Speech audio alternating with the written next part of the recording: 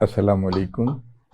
Programme education special کے ساتھ آپ کا میزبان ہارون عباسی حاضر خدمت ہے. آج جس شخصیت کو ہم نے اپنے اسٹوڈیوز میں دعوت دی ہے وہ ہیں پنجاب یونیورسٹی لاء کالج کے ڈین جناب ڈاکٹر امان اللہ صاحب. امان اللہ صاحب، ہم آپ کو یہاں خوش آمدید کہتے ہیں. امان اللہ صاحب بڑے ہی قابل انسان ہیں، بہت منکسر المزاج بھی ہیں اور ڈاؤن ٹو ارتھ بھی ہیں، بہت مقبول ہیں اپنے اسٹوڈنٹس میں اور اساتذہ میں اور احباب میں.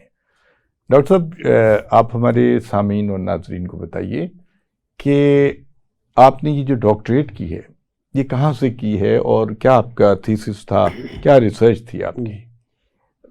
بسم اللہ الرحمن الرحیم. بہت شکریہ باز صاحب. میں نے جو پی ایچ ڈی لنڈن سے کی ہے اور میرا ایریا جوڈیشل ایکٹیویزم تھا، کیونکہ ریٹن لاء میں ریٹن لاء کا جب سے رواج آیا ہے تو ریٹن لاء آنے والے حالات کو مد نظر نہیں رکھ سکتا، نہ ہی آنے والے حالات، نئے حالات میں نئی قانون سازی کرنی پڑتی ہے. لیکن بعض ڈاکومنٹس ایسی ہیں جیسے کانسٹیٹیوشن گورننس کے لیے ڈاکومنٹ ہوتی ہے تو وہ لیونگ ڈاکومنٹ ہوتا ہے، وہ بنایا تو 2 صدیاں پہلے جاتا ہے لیکن انہی ورڈز کی نئی نئی انٹرپریٹیشن کورٹس کرتی ہیں.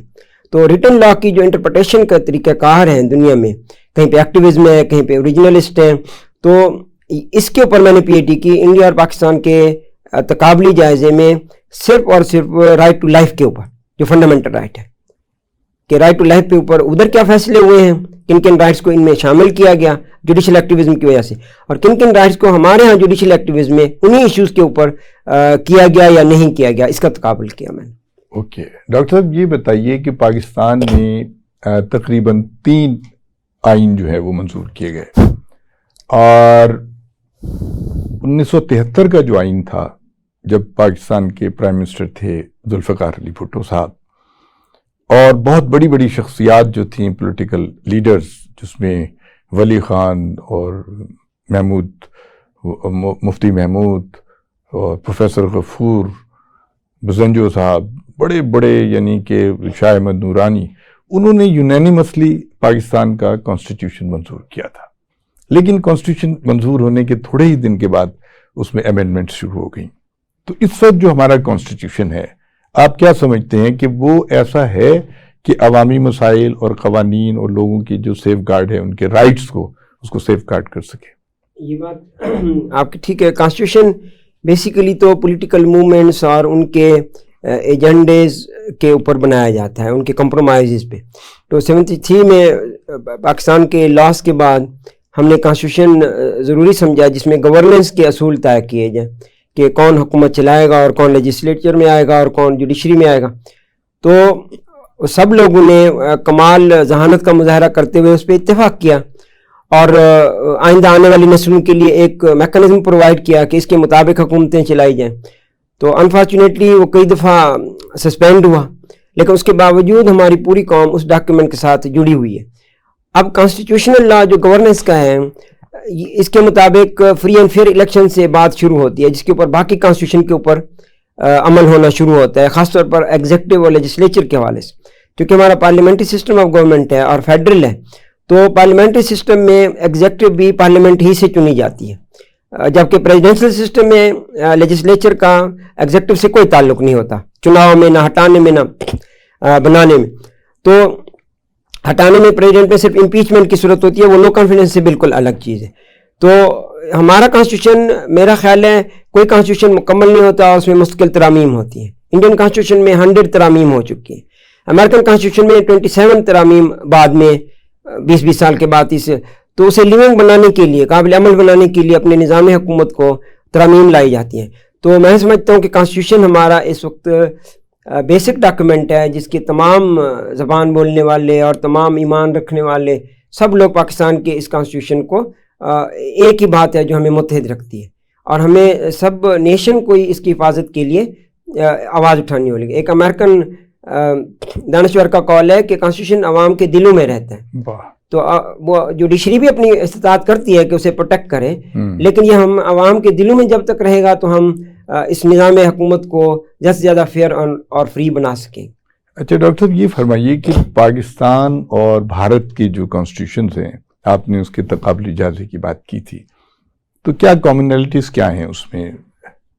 پاکستان اور انڈیا کے کانسٹیٹیوشن میں 80-90% مماثلت ہے. اچھا. اور ہم نے چونکہ ٹو نیشن تھیوری میں کہا تھا کہ ہم اپنے ملک کو اپنے کلچر اور عقائد کے مطابق بدلیں گے، اس لیے ہمیں نیا ملک چاہیے، تو ہم نے اپنے کلچر اور عقائد کے مطابق اس میں اسلامی ترمیمات کی ہیں. ورنہ ان کا کانسٹیٹیوشن ہمارا اور بنگلہ دیش کا تینوں گورنمنٹ آف انڈیا 1935 کی ہی ڈھانچے پہ کھڑے ہیں، پارلیمنٹری ہیں اور فیڈرلزم ہے. بنگلہ دیش میں فیڈرلزم نہیں ہے لیکن انڈین پاکستان میں دونوں میں. تو صرف یہ فرق ہے کہ وہاں پہ جو ریزیڈیوری پاورز ہیں فیڈریشن کے درمیان اور اسٹیٹس کے درمیان، 5 اسٹیٹس کا ابھی بھی الیکشن ہوا ہے ان کا، تو اس میں ریزیڈیوری پاور پھر وفاق کے پاس چلی جاتی ہے. اور وفاق جو ہے وہ ایک صوبے کو 2 حصوں میں 2 صوبے بنا سکتا ہے، لیکن ہمارے ہاں 2 صوبے بنانے کے لیے صوبائی اسمبلیوں کی بھی ضرورت ہوتی ہے. تھوڑا ریجڈ طریقہ ہے.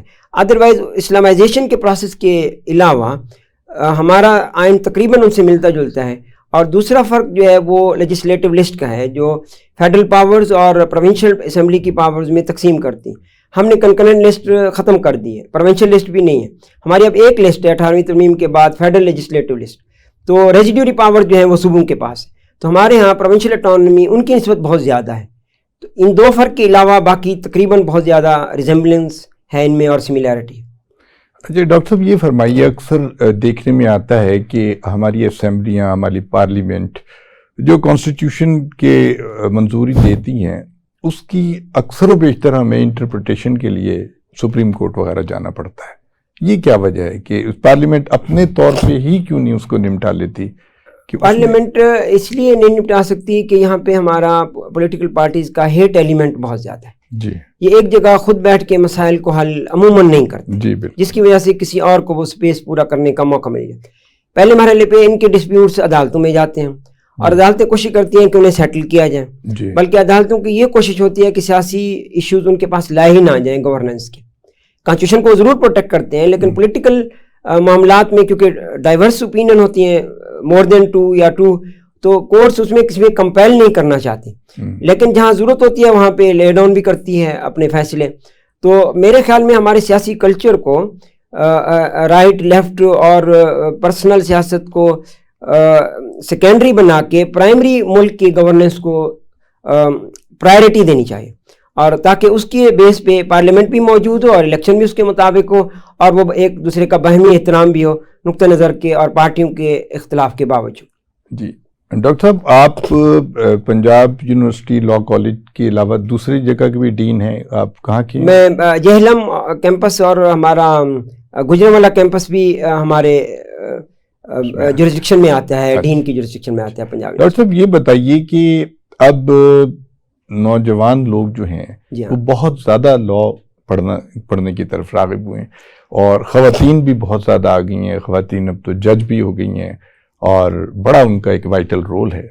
کیا وجہ کیا ہے کہ اتنی کثیر تعداد میں لوگ اس طرف آ رہے ہیں؟ کیا کرائم بڑھ گیا ہے یا کوئی اس میں پیسے کی کوئی چمک ہے؟ کیا مسئلہ، کیا اتنے زیادہ لوگ کیوں آ گئے اس میں؟ اس میں دلچسپی کی وجہ تو یہ ہے کہ جو جوڈیشل تحریک چلی 2007 میں، تو اس میں وکلاء نے بہت کلیدی کردار ادا کیا اور لوگوں نے اس پیشے کو عزت کی نگاہ سے دیکھنا شروع کیا، اور جو لا ایجوکیٹ ہے اس کو زیادہ سے زیادہ اس کی بات نسبتاً بہتر سنی جانے لگی معاشرے میں اور مختلف اداروں میں. تو ہمارے پاکستان پینل کوڈ میں کرمنل لائبلٹی کی ایکسیپشنز ہیں کہ وہ لوگ ذمہ دار نہیں ہوتے. اس میں ایک ایکسیپشن یہ ہے کہ ignorance of law is no excuse. تو یعنی ہر آدمی پہ لازم ہے کہ وہ لا کو جانے. اگر وہ نہیں جانتا تو وہ یہ اپنے ڈیفینس میں نہیں کہہ سکتا کہ مجھے تو اس کا پتہ ہی نہیں تھا، مجھ سے یہ کام ہو گیا. لہٰذا جب لا ہمیں کہتا ہے کہ ہر بندے کو لا جاننا چاہیے، تو ٹھیک ہے پروفیشنل بننے کے لیے تو اس کے باہر کے ٹیسٹ الگ رکھے جائیں، ساری دنیا میں ہیں، Australia who, Canada who, you کے ہو، لیکن جو لیگل ایجوکیشن ہے وہ میکسیمم لوگوں تک جانی چاہیے اور تبھی وہ اپنے رائٹس کو بہتر طور پر ڈیفینڈ کرتے ہیں. جی ڈاکٹر صاحب، یہ جو آپ نے افتخار محمد چودھری صاحب کی جو تحریک کی بات کی تھی، وہ بڑے جوش و خروش کے ساتھ بنائی گئی تھی، سب کچھ تھا، اور ہماری جو نوجوان وکلاء ہیں ان میں اب کوئی ضرورت سے زیادہ ہی جوش آ گیا ہے. اور ہم میڈیا میں دیکھتے ہیں کہ ایسی خبریں بھی آتی ہیں لوور کورٹس میں خاص طور پہ کہ جب وکلاء جو ہیں وہ ججوں کے ساتھ بھی گتھم گتھا ہو گئے, شیشے توڑ دیے کہ اس کو توڑ دیے. یہ کیا, یہ جو ایگریشن آ گئی ہے, یہ جو اتنی ہائپ ہوئے, اس کی کیا وجہ ہے؟ جی یہ انفارچونیٹ ہے, لیکن اس کا دائرہ کار بہت محدود ہے. یہ پنجاب کے چند اضلاع کے علاوہ باقی پنجاب میں ایسا نہیں. باقی پنجاب میں ججز کا منی گارڈ کے طور پر احترام کیا جاتا ہے اور ان کی بات کو مانا جاتا ہے, اور دوسرے صوبوں میں بھی نہیں. یہ صرف ہمارے ہاں میڈیا میں جو آتے ہیں. پرابلم یہ ہے کہ 95% چیزیں اچھی ہوں کسی پروفیشن کی, وہ ہائی لائٹ نہیں کی جاتی. 5% ڈیموکریسی کا یہ بنیادی اصول ہے کہ اس 5% کو ہائی لائٹ کیا جائے تاکہ اسے بھی دور کیا جائے. تو یہ اس لیول کی نہیں ہے کہ یہ جو گتھم گتھا اور عدالتوں کے ساتھ کیجول ہوتے ہیں, نہ ہونے کے برابر ہیں, لیکن یہ انفارچونیٹ ہے. بہرحال یہ اربن علاقوں میں پنجاب کے زیادہ ہوتے ہیں, دوسرے صوبوں میں ایسا نہیں. اچھا ڈاکٹر صاحب, یہ بار اور بینچ کے درمیان ایک مماثلت ہونی چاہیے, تو اس میں بھی کچھ دیکھا گیا ہے کہ تمام پولیٹیکل پارٹیز جو ہیں ان کے لائرز کے ونگ الگ الگ ہیں, اور جب الیکشنز ہوتے ہیں تو کافی اس میں ایک ٹینشن پیدا ہو جاتی ہے. یہ کیا ہے؟ یہ بات بالکل ٹھیک ہے آپ کی کہ ان کے اپنے ونگ ہوتے, لیکن حیرت انگیز بات یہ ہے کہ ان کے الیکشن ماشاء اللہ کے درمیان میں بھی کبھی نہیں رکے. جی, اسٹوڈنٹ یونین کے رک گئے, لیبر یونینز کے رک گئے, لیکن ان کے ہر حال میں ہوتے رہتے ہیں, چاہے کانسٹیٹیوشن سسپینڈڈ ہو یا نہ ہو. ان کا جو لیگل پریکٹیشنر ایکٹ ہے اس کے تحت تمام باڈیز کام کرتی رہتی. تو ان کے گروپ سیاسی جماعتوں سے نسبتاً امپارشل ہوتے ہیں, ان کے ساتھ ہوتے ہیں, ان کا بعض اوقات کام بھی کرتے ہیں. لیکن بار اور بینچ میں جو باہر پارٹی برسر اقتدار ہوتی ہے اس کا جو لیگل ونگ ہوتا ہے, ان کے لوگوں کے چانسز زیادہ ہوتے ہیں کہ وہ ایلیویٹ ہو جائیں. لیکن وہ اس حد تک بھی نہیں جاتے کہ ایک آدمی, ایک وکیل جو اچھی شہرت نہ رکھتا ہو یا اس کی پریکٹس اور کمپٹنس کا لیول نہ ہو, اس کو جج بنایا جائے.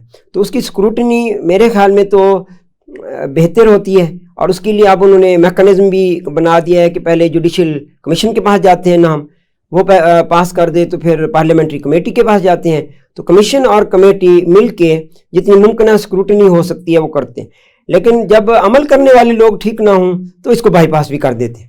جی ڈاکٹر صاحب, ہیومن رائٹس کے سلسلے میں وکلاء کا بڑا وائٹل رول ہے. آپ کیا سمجھتے ہیں کہ اس لوگوں کی جو بہت معاملات ہیں, جو بیسک انسانی حقوق ہیں, اسے ہمارے ملک میں بہت پامال کیا جاتا ہے, تو اس میں وکلاء کیا رول پلے کر سکتے ہیں آپ کے خیال میں, اور کیا کر رہے ہیں؟ بالکل آپ کی بات ٹھیک ہے. یہ ہیومن رائٹس عموماً جتنے بھی رائٹس ہیں وہ ہوتے ہیں جب حکومت کوئی کام غلط کرے, وہ فیڈرل حکومت ہو, وہ پروونشل ہو, وہ اٹانومس ادارے ہوں یا لوکل گورنمنٹ کے ادارے. حکومت کا کوئی بھی پبلک فنکشنری جب کوئی رانگ کمٹ کرتا ہے تو وہ جن رائٹس کو وائلیٹ کرتا ہے وہ بیسیکلی ہیومن رائٹس کہلاتے ہیں. اور خاص طور اس میں جو سب سے بڑا رائٹ دن رات وائلیٹ ہوتا ہے ان آفیسرز کی طرف سے, وہ ایکویلٹی بیفور لا ہے. وہ کسی سے پیسے لے کے نیپوٹزم کی بنیاد پہ یا کسی سفارش پہ اوپر والے کی, وہ ایکویلٹی کو, میرٹ والے کو ایک طرف رکھ کے تو اپنا بندہ اسی پرپسز جو انٹرسٹ ہوتے ہیں, الٹیریئر موٹیوز ہوتے ہیں, اس کے مطابق رکھ لیتے ہیں. تو اس کے کامن لا کا پرابلم یہ ہے کہ پریزیڈنٹ ٹو پی این جتنے بھی وہ ایکٹس کریں گے وہ امیونٹی حاصل ہے انہیں, وہ پروٹیکٹڈ ہوں گے اور وہ لیگل سمجھے جائیں گے انٹل انہیں کوئی چیلنج نہ کرے عدالت میں یا ایڈمنسٹریٹولی درخواست نہ دے. اور عدالت میں جانے کے لیے وہ ایکسپینسو بہت زیادہ ہے, اور آپ پہلے وکیل رکھتے ہیں, پھر وکیل کا لائل ہونا آپ کے ساتھ ضروری ہے, اس کی کمپٹنس بڑی امپورٹنس رکھتی ہے, اور پھر جس جج صاحب کے پاس لگتا ہے ان کا ہیومن رائٹس کے بارے میں جو ویو ہے وہ میٹر کرتا ہے. یہ سب چیزیں مل کے ہیومن رائٹس کی اویلیبلٹی کو یقینی بناتے ہیں. جی ڈاکٹر صاحب, ایک بات بتائیے, خلق خدا بڑی پریشان ہے کہ ہمارا جو عدالتی نظام ہے اس میں کچھ ایسا سقم ہے, کچھ ایسی کمزوری ہے کہ فیصلوں میں دہائیاں لگ جاتی ہیں.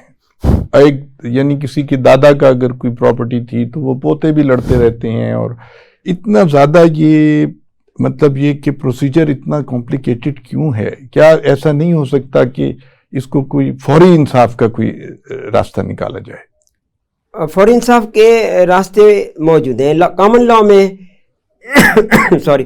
چیلنج کیا جاتا ہے رانگ کو, یا آپس میں پارٹیز لڑی ہوں تو اس کو چیلنج کیا جاتا ہے. تو سول لا میں حکومت خود جج بھی ہوتی ہے اور حکومت پولیس بھی ہوتی ہے. کامن لا میں حکومت پولیس نہیں ہوتی, وہ صرف غیر جانبدار ہوتی ہے. حکومت کے جج جو ہیں وہ امپارشل ہوتے ہیں, ان کا پرسنل انٹرسٹ نہیں ہوتا. دونوں پارٹیاں ان کے سامنے برابر مقدمہ رکھتی ہیں اور جس کے حق میں بہتر سمجھتا ہے کر دیتے. اس کے لیے حکومت کو چاہیے کہ دو بڑے ریفارمیشن لائے اور اپنے مینیفیسٹو میں رکھیں پارٹیز.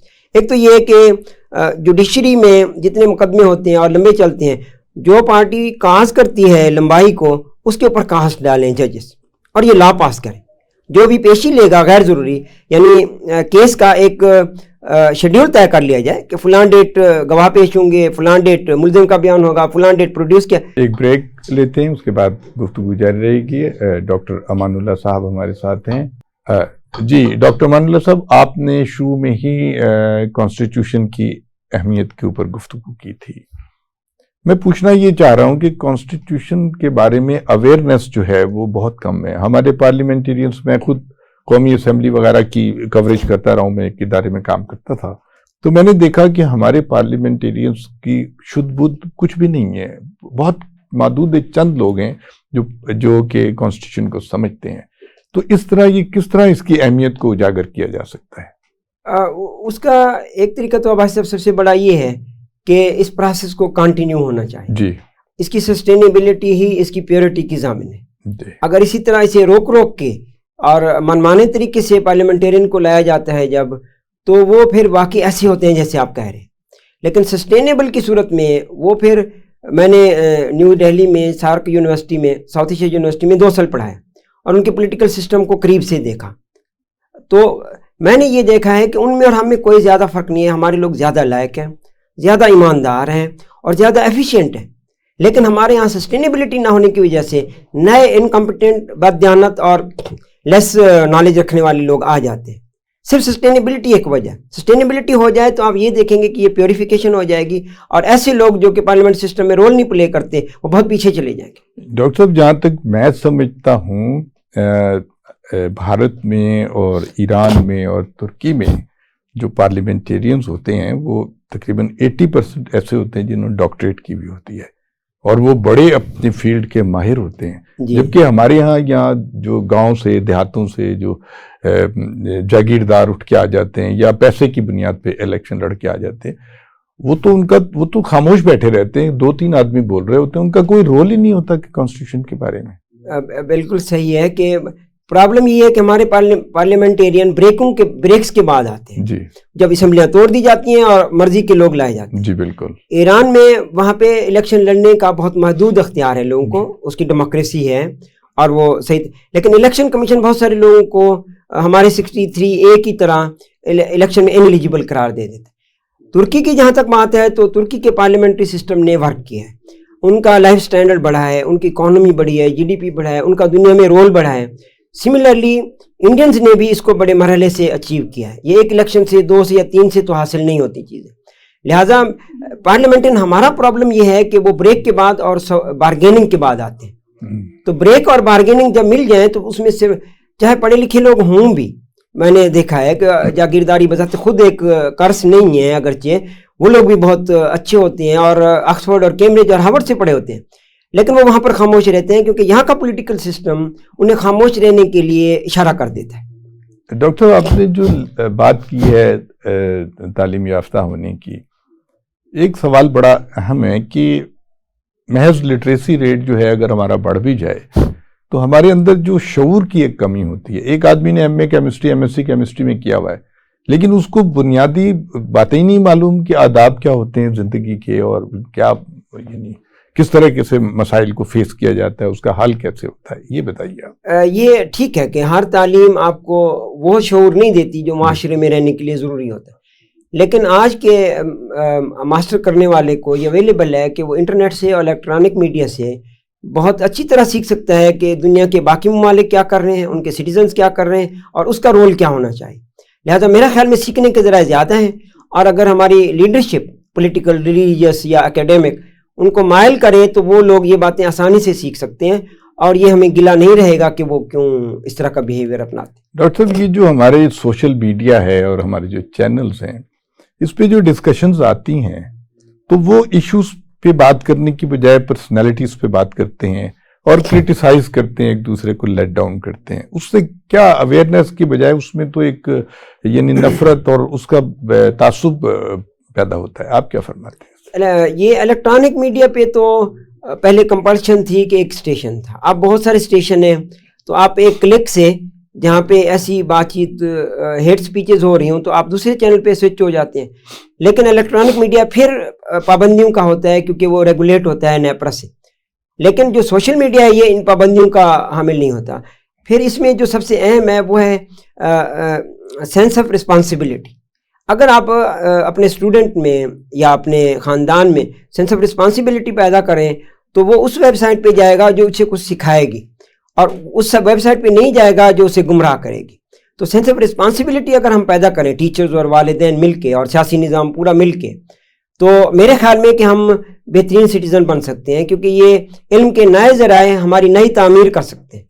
ہاں ڈاکٹر صاحب، یہ جو وکلاء جب آتے ہیں ان کو لائسنس ملتا ہے تو کیا کوئی کوڈ آف ایتھکس بھی ہوتا ہے کہ جیسے فرض کیجئے ایک بندہ ہے، اس نے قتل کیا ہے، وہ وکیل کے پاس جاتا ہے، کہتے ہیں جی میں نے قتل کیا ہے، یہ آلہ قتل میرے پاس موجود ہے، اور وکیل سے کہتا ہے جی آپ میری بیل کروا دیں، آپ کر دیں، تو کیا یہ ضمیر کے ملامت نہیں یا کوئی ایسا نہیں ہوتا کہ یہ اس کو لینا چاہیے وہ کیس کے نہیں لینا چاہیے؟ ایک لیگل سسٹم کے بارے میں میتھ ہے. فرض کیا کسی نے قتل بھی کیا ہے اور وہ ایڈمٹ کرتا ہے تو اسے بھی وکیل رکھنے کا حق ہے. وکیل صرف اتنا اس میں ایسا کرتا ہے کہ وہ جو کنفیشن کر رہا ہے کورٹ میں وہ قانون کے مطابق ہو، خود بخود سزا نہ دی جائے. یعنی وہ کوئی جسے ہم لینچ لا کہتے ہیں کہ آپ جج بھی بن جائیں، اگر آپ کے سامنے مانا ہے میں قتل کیا ہے تو آپ اسے نہیں مار سکتے، اسے جوڈیشل پروسیس کے ذریعے ہی سزا ہو سکتی ہے. تو اگر وہ کنفیشن میں خامیاں ہیں، اگر آگے اس کی سینٹینسنگ کنوکشن میں ہے، سینٹینسنگ میں ہے خامیاں، تو جو اس کا ڈیفینس کا وکیل ہے وہ اس کو بچا سکتا ہے. وہ اس کے لیے گناہ تو ہو سکتا ہے، لیکن لا میں کرائم اس وقت ہوگا جب پراسیکیوشن اس پہ کرائم ثابت کرے. ہاں جیسے ہوتا ہے کہ اشتعال انگیزی کسی نے کر دی اور آپ کا ارادہ نہیں تھا قتل کرنے کا، لیک کر دیا. اس میں ڈاکٹر صاحب یہ بتائیے کہ جو ہمارے تھانے ہیں، پولیس کا جو ہمارا محکمہ ہے، ایسا لگتا ہے کہ جیسے کرائمز کو پروموٹ کرنے میں ان کا بھی بڑا رول ہے، کیونکہ وہاں پہ جو ایف آئی آر لکھی جاتی ہے وہ اس قدر کمپلیکیٹڈ ہوتی ہے اور اس کی زبان بڑی عجیب و غریب لکھتے ہیں وہ، اور اس سے یہ ہوتا ہے کہ بینیفٹ آف ڈاؤٹ ہمیشہ مجرم کو مل جاتا ہے. جی ہاں. تو یہ تھانوں میں بھی کوئی آپ کے خیال ہے کہ کوئی اصلاحات ہونی چاہیے، کوئی قانون اور قاعدے کے مطابق ان کو بھی آنا چاہیے؟ بالکل یہ بات صحیح ہے کہ پولیس میں بھی ریفارمز کی ضرورت ہے، لیکن پولیس میں ریفارمز بہت ساری کی ہیں. انہوں نے ماڈل تھانے بنائے ہیں اور ایف آئی آر کے لیے انہوں نے پولیس اسٹیشن سے الگ حصہ بنایا ہے تھانے کا، جس میں لوگ جا کے ایف آئی آر کٹوا سکتے ہیں. لیکن پرابلم پولیٹیکل لیڈرشپ کا ہے. پارلیمنٹ میں جو کچھ ہوتا ہے، جو ایگزیکٹو کرتی ہے بس، یا جوڈیشری کرتی ہے. اب جوڈیشری نے یہ جو ڈیفینس والا حادثہ ہوا، ایک لڑکے نے کم عمر لڑکے نے 6 افراد کو ریونج میں مار دیا، تو لاہور ہائی کورٹ نے اس پہ ایکشن لیا اور کہا کہ ان لوگوں پہ پرچے کاٹے. اب پولیس نے اس طرح کی اجازت کا انتظار کر رہی ہوتی ہے ایکسیسو یوز آف پاور کا، کہ اسے جوڈیشری خود ہی اتھرائز کر دیتی ہے، تو اس کی تو منمانی ہو جاتی ہے. تو 5000 10,000 لوگ پکڑے گئے کم عمری کی وجہ سے ڈرائیونگ میں ہمیشہ فائن تو ہوتے ہیں لیکن پرچے نہیں کاٹے جاتے. لیکن افسوس یہ ہے کہ جب کوئی ایف آئی آر درج ہوتی ہے تو وہ کرمنل ریکارڈ کا حصہ بنتی ہے. اب جب وہ بچہ جہاں بھی اپلائی کرے گا یا باہر جائے گا یا میرٹ اپلائی کرے گا اسکالرشپ، وہ ہمیشہ اس کے آڑے آئے گی. ابھی ایک ریٹ تو کی ہے خاتون نے کہ ہائی کورٹ اس کو جو بچے ٹریفک کرائمز میں اندر کیے گئے ہیں اور وہ بنائی گئی ہیں ایف آئی آر، وہ بنتی نہیں تھی، ایف آئی آر بنتی نہیں ہے ٹریفک کے معاملات میں انٹل ایکسیڈنٹ نہ، تو ان کو سی آر او میں یعنی کرمنل ریکارڈ میں داخل نہ کیا جائے تاکہ بچوں کا ہر جگہ پہ سامنا نہ ہو اور انہیں کریکٹر سرٹیفکیٹ ہر جگہ سے مل سکے. امید ہے کہ ان کو یہ ریلیف مل جائے گا. تو لہٰذا یہ بات صحیح ہے کہ پولیس یوز آف پاور کرتی ہے. ابیوز آف پاور کو ہم ہائی کورٹس کے ذریعے روکتے ہیں، لیکن اگر خود کورٹس ہی ان کو اتھرائز کریں اور انہیں زور دیں کہ یہ کیوں ہو رہا ہے اور لا موجود نہ ہو، تو پھر پولیس اس گیپ سے فائدہ اٹھاتی ہے اور یہ انفارچونیٹ صورتحال ہوتی ہے، لیکن یہ کامن لا کا حصہ ہے. ڈاکٹر، پروگرام کے آخر میں آپ سے گزارش ہے کہ آپ نوجوان وکلاء کو کوئی پیغام دینا چاہتے ہیں؟ میں یہ عرض کرنا چاہوں گا کہ وکیل اگر بدین اور ٹھٹھا کے ہیں یا چترال کے ہیں یا ہنزا اور گلگت کے ہیں، ہمارے ہاں پاکستان بار کونسل ایک ہی سبجیکٹس پڑھا کے لائسنس دیتی ہے، تو ان کو کیونکہ وہ لیگل ایجوکیشن میں ماہر ہوتے ہیں، اسکیل سے لوگوں کے کیس پلیڈ کرتے ہیں، تو ان کو ہمارے جو گورننس کا لا ہے کانسٹیٹیوشن اس کے ساتھ زیادہ سے زیادہ کمیٹڈ ٹو ہونا چاہیے. ہمارے اداروں کو، یہ صرف سپریم کورٹ کی ذمہ داری نہیں ہے، تمام عدالتوں کو اور تمام ایگزیکٹو کے اداروں کو اور خاص طور پر وکیلوں کو اور صحافیوں کو زیادہ سے زیادہ ہمیں اس ڈاکیومنٹ کی حفاظت کرنی چاہیے. اس کے اگر کچھ ایک دو وائلیشن ہوتی ہیں جس میں ڈفرینس آف اوپینین ہو سکتا ہے، لیکن ہمیں اسی پوری کتاب کو ریجیکٹ کرنے کے لیے جذباتی نہیں ہونا چاہیے. اور کامن لا کے اندر وکلاء سے میری درخواست ہے کہ وہ ایک بہترین پلر ہیں جسٹس پرووائڈ کرنے میں کلائنٹ کو، حکومت کے خلاف یا دوسری سوسائٹی کے خلاف، اس میں وہ اپنا بھرپور رول ادا کریں، اپنا بریڈ اینڈ بٹر کماتے ہوئے ان ایتھکس کو جو ہم پڑھاتے ہیں LLB میں کہ حصہ ہے اس کا، تو ان کی جو ڈیوٹی ٹو ورلڈ کلائنٹ ہے، ڈیوٹی ٹو ورلڈ کاؤنسل ہے، ڈیوٹی ٹو ورلڈ کورٹ اور ڈیوٹی ٹو ورلڈ کنٹری، یہ 4 C ہیں ایتھکس کے جن کو ہر وکیل کو خیال رکھنا چاہیے اور اس کے مطابق اپنی شخصیت بنانی چاہیے. جی بہت شکریہ ڈاکٹر امان اللہ صاحب، آپ نے ہمیں بہت اپنا قیمتی وقت دیا. سامعین اور ناظرین، ہمیں امید ہے کہ آپ کو ڈاکٹر صاحب کی باتیں بہت پسند آئی ہوں گی. بہت قابل ڈاکٹر ہیں اور ہماری یہ قوم کا ایک اثاثہ ہیں. ہارون عباسی کو اجازت دیجیے، بہت شکریہ.